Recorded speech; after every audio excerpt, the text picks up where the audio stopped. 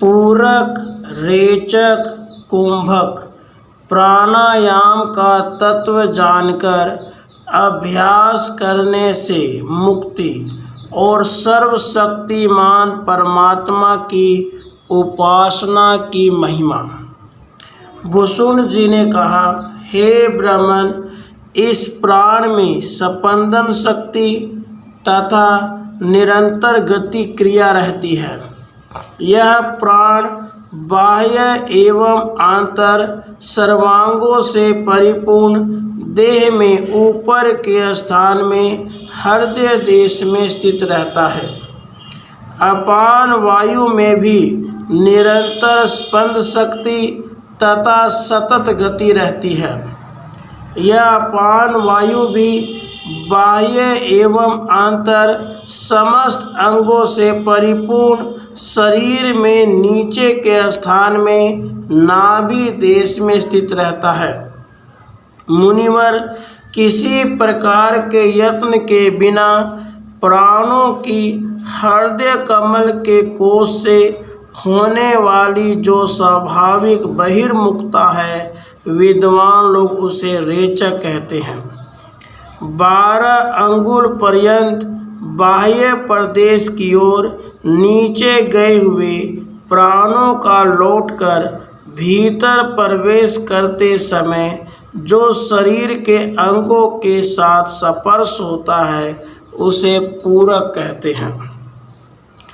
अपान वायु के शांत होने पर जब तक हृदय में प्राण वायु का अभ्युदय नहीं होता, तब तक वह वायु की कुंभक अवस्था निश्चल स्थिति रहती है, जिसका योगी लोग अनुभव करते हैं। इसी को आभ्यंतर कुंभक कहते हैं। ब्राह्मण, मृत्तिका के अंदर असिद्ध घट की स्थिति के समान बाहर नासिका के अग्रभाग से लेकर बराबर सामने 12 अंगुल पर्यंत आकाश में जो अपान वायु की निरंतर स्थिति है, उसे पंडित लोग बाह्य कुंभक कहते हैं। अतः बाहर प्राण वायु के अस्तंगत होने पर जब तक अपान वायु का उद्गम नहीं होता, तब तक एक रूप से स्थित पूर्ण दूसरा बाह्य कुंभक रहता है, ऐसा विद्वान लोग कहते हैं। प्राण और अपान वायु के स्वभावभूत ये जो बाह्य और आभ्यंतर कुंभक आदि प्राणायाम हैं, उनका भली प्रकार तत्व रहस्य जानकर निरंतर उपासना करने वाला पुरुष पुनः इस संसार में उत्पन्न नहीं होता। प्राणायाम के तत्व रहस्य को जानने वाले योगी के स्वभावतः अत्यंत चंचल ये वायु चलते, बैठते, जागते या सोते सभी अवस्थाओं में उसके इच्छा अनुसार निरुद्ध हो जाते हैं। मनुष्य अपने भीतर बुद्धिपूर्वक सम्यक प्रकार से इन कुंभक आदि प्राणायामों का स्मरण करता हुआ जो कुछ करता है या खाता है, उनमें वह कर्तृत्व आदि के ईमान से तनिक भी ग्रसित नहीं होता। हे महर्षि, इस प्रकार प्राणायाम का अभ्यास करने वाले पुरुष का मन विषयाकार वृत्तियों के होने पर भी बाह्य विषयों में रमण नहीं करता। जो शुद्ध और तीक्ष्ण बुद्धि वाले महात्मा इस प्राण विषयक दृष्टि का अवलंबन करके स्थित है, उन्होंने प्रापणीय पूर्ण ब्रह्म परमात्मा को प्राप्त कर लिया तथा वे ही समस्त खेदों से रहित हैं। बैठते, चलते, सोते या जागते सदा सर्वदा पुरुष यदि तत्व रह समझकर प्राणायाम का अभ्यास करे, तो वे कभी बंधन को प्राप्त ही न हो। प्राण और अपान की उपासना द्वारा प्राप्त यथार्थ ज्ञान से युक्त पुरुषों का मन, जो मल रूप मोह से रहित एवं स्वस्थ है, इस अंतः स्थित परमात्मा में ही सदा सर्वदा लगा रहता है। शास्त्र विहित संपूर्ण कर्मों को सदा करता हुआ भी शुद्धांतकरण निष्कामी ज्ञानी पुरुष प्राण अपान की गति को तत्वतः जानकर भली भांति स्वस्थ हो सच्चिदानंद घन परमात्मा को प्राप्त कर लेता है। हे ब्राह्मण, हृदय कमल से प्राण का अभ्युदय होता है और बाहर 12 अंगुल पर्यंत प्रदेश में यह प्राण विलीन होकर रहता है। इसी को बाह्य कुंभक कहते हैं। महामुनि, बाह्य 12 अंगुल की चरम सीमा से अपान का उदय होता है और हृदय प्रदेश में स्थित कमल में उसकी गति अस्त हो जाती। इसी को आभ्यंतर कुंभक कहते हैं। जिस 12 अंगुल की चरम सीमा के आकाश प्रदेश में प्राण की समाप्ति हो जाती है, उसी आकाश प्रदेश से यह अपान उसी के बाद उत्पन्न हो जाता है। यह प्राणवायु अग्नि शिखा की भांति बाह्य आकाश के सम्मुख होकर बहता है और अपान वायु जल की तरह हृदय आकाश के सम्मुख होकर निम्न भाग में बहता है।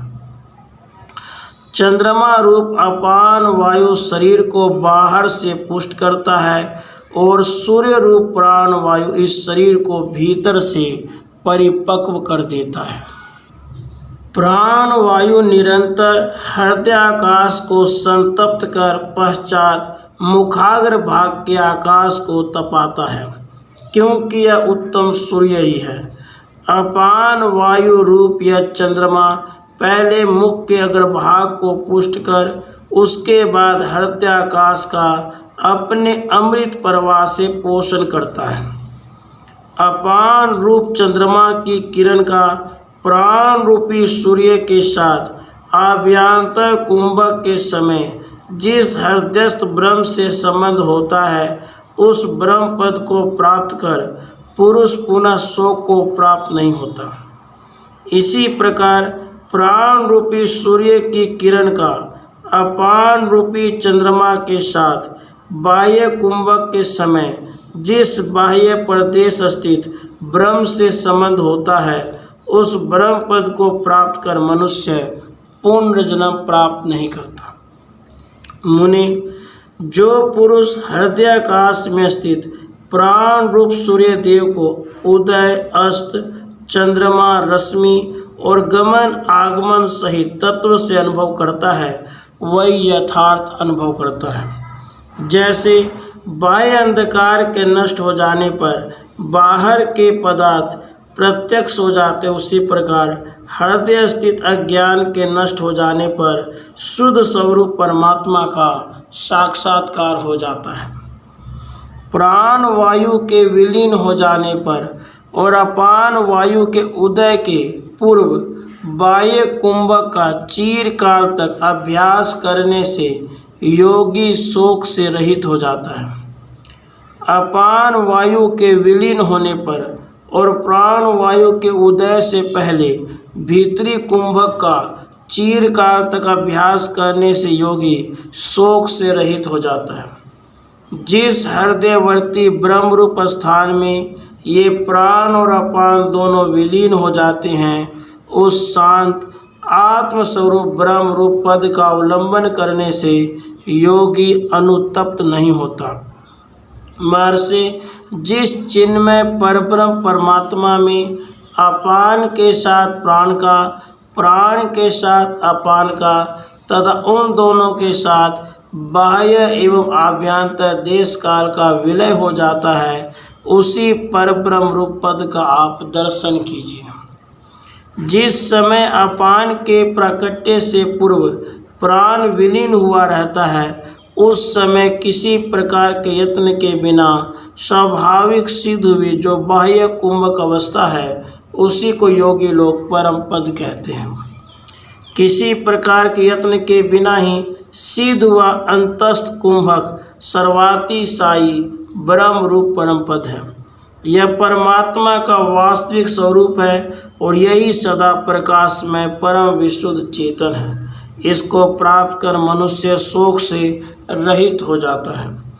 जो प्राण विलय का और जो अपान विनाश का समीप एवं अंत में रहकर प्रकाशक है तथा जो प्राण और अपान के अंदर रहता है, हम लोग उस चेतन परमात्मा की उपासना करते हैं, जिसकी सत्ता सफलता से मन मनन करता है, बुद्धि निश्चय करती है, अहंकार अहमता को प्राप्त होता है।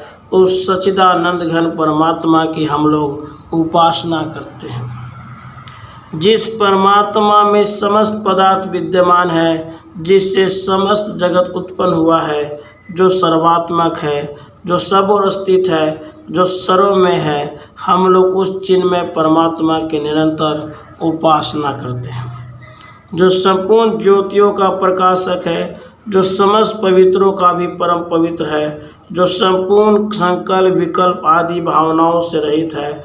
उस चेतन परब्रह्म परमात्मा की हम उपासना करते हैं।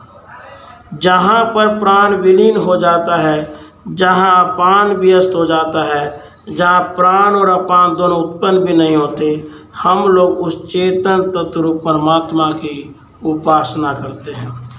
बाह्य और आभ्यंतर प्रदेश में स्थित योगियों द्वारा अनुभूत होने वाले जो दो प्राण और अपान की उत्पत्ति के स्थान हैं, उन दोनों के अधिष्ठान भूत चेतन तत्व की हम उपासना करते हैं, जो प्राण और अपान के विवेक में हेतु है, जो उनके अस्तित्व का ज्ञान कराने वाला है, जो स्वयं रूप रहित है और जो प्राण उपासना से प्राप्तव्य है। उस चिन्मय विज्ञानानंद घन परमात्मा की हम उपासना करते हैं। राधे कृष्ण, राधे